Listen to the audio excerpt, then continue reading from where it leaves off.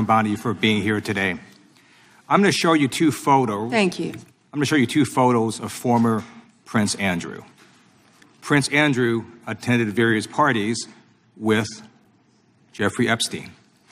Under the law Congress passed, you were allowed to redact photos to protect the victims of Epstein's sex trafficking operation. You redacted the photos of this victim's face because you were following the congressional law. Is that correct? When Ted Lieu sat across from Pam Bondi, it wasn't a routine oversight hearing. This wasn't politics as usual. This was a direct confrontation over who gets protected in America and who gets ignored.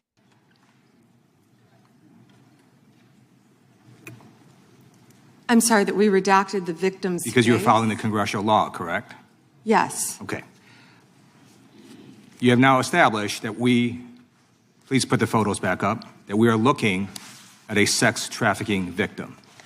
Under the Federal Victims Trafficking Protection Act, not only is Jeffrey Epstein guilty, but anyone who patronizes Epstein's sex operation is also guilty of a crime. That's why I find it absolutely despicable that you sought to protect Epstein's clients like former Prince Andrew. Last July, you closed the case on Epstein's abusers. The July 2025 memo from your Department of Justice stated, quote, "We did not uncover evidence that could predicate an investigation against uncharged third parties." These two photos, please put the photos back up.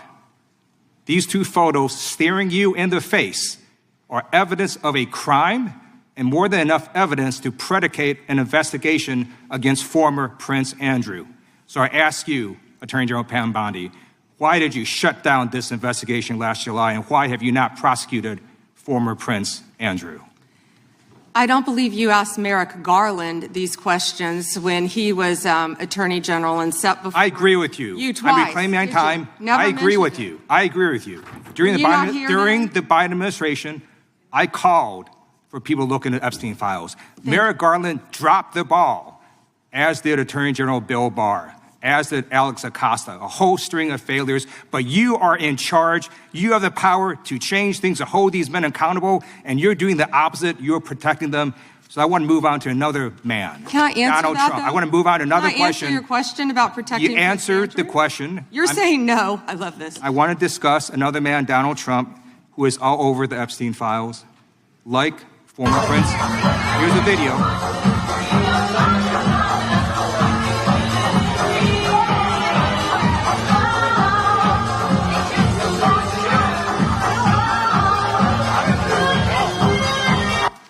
Like former Prince Andrew, Donald Trump attended various parties with Jeffrey Epstein. I want to know, were there any underage girls at that party or at any party that Trump attended with Jeffrey Epstein?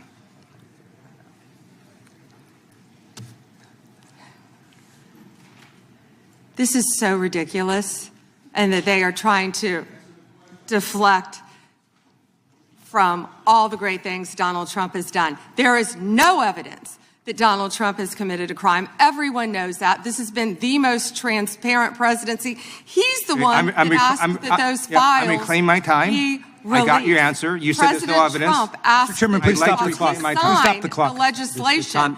This is I'd like to reclaim my Time belongs to the gentleman from California. Okay.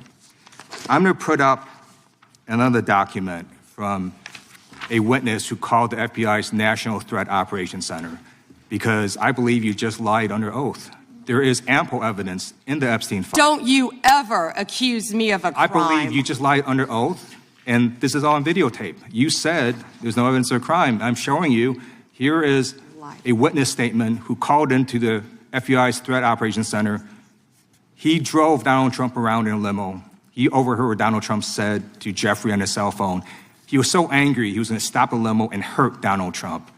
And he met a girl who said she was raped by Donald Trump and Jeffrey Epstein. She later had her head blown off, and officers at the scene said that could not have been suicide. No one at the Department of Justice interviewed this witness. You need to interview this witness immediately. Epstein should rot in hell. So should the men who patronized his operation. And as we sit here today, there are over 1,000 sex trafficking victims, and you have not held a single man accountable. Shame on you. If you had any decency, you would resign right after this hearing concludes. The gentleman has expired. May I respond? Yeah, I don't know how you respond. No one can. I did not ask a question, He Mr. doesn't You're want allowed to talk to. about I did the not ask a horrific question. crime in California. He does not want to talk about I did not ask a crime question. in his She state. can't just Madam ad Attorney lib General. stuff. I did not ask a question. Meeting will be in order. The gentleman has yielded back his time. I think our next witness will be. What makes this exchange so disturbing isn't the accusations themselves. It's how familiar the response is. We've seen this movie before. Powerful men are named. Victims come forward. Documents surface. Photos exist. Witnesses speak. And then the system does what it does best. Slow walk, deflect, minimize, and wait for public attention to move on. That's why this moment matters. Ted Lieu wasn't asking for a conviction. He wasn't declaring guilt from the dais. He was asking for something far more basic, an investigation. And even that was treated as unreasonable, as inflammatory, as political. Think about what that means. If photographic evidence, documented associations, sworn witness statements, and years of corroborated reporting still aren't enough to justify questioning powerful men, then the bar for accountability isn't high, it's unreachable. And when the bar is unreachable, justice becomes a performance instead of a function. Pam Bondi's reaction told us everything, not because she yelled, not because she objected, but because she immediately personalized the challenge. She treated scrutiny as an attack and defense of powerful figures as her duty. In that moment, the Department of Justice stopped sounding like an independent institution and started sounding like a legal shield. And this is the part we have to stop normalizing. Because Epstein didn't succeed because he was clever.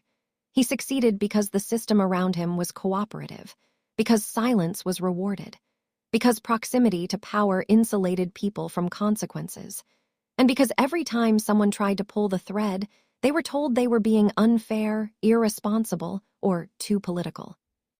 Meanwhile, the victims were told to wait. Wait for the right administration. Wait for the right evidence. Wait for the right moment. But the moment never comes if the people in charge refuse to create it. This hearing wasn't uncomfortable because it was inappropriate. It was uncomfortable because it stripped away the illusion that accountability is automatic. It showed us that justice only moves when it's forced, and even then, it resists. So the real question isn't whether Pam Bondi will resign. The real question is whether we, as a public, will accept a system where resignation is never even expected, where failure carries no cost, and silence is the safest career move. Because if this exchange fades into the background like so many others, then nothing changes. But if it lingers, if it's remembered, shared, debated, and refused dismissal, then pressure builds. And pressure is the one thing institutions still respond to. Don't let this be just another clip you scroll past. Talk about it, argue about it, share it with someone who still believes the truth always comes out on its own. Subscribe so these moments don't vanish into algorithmic oblivion.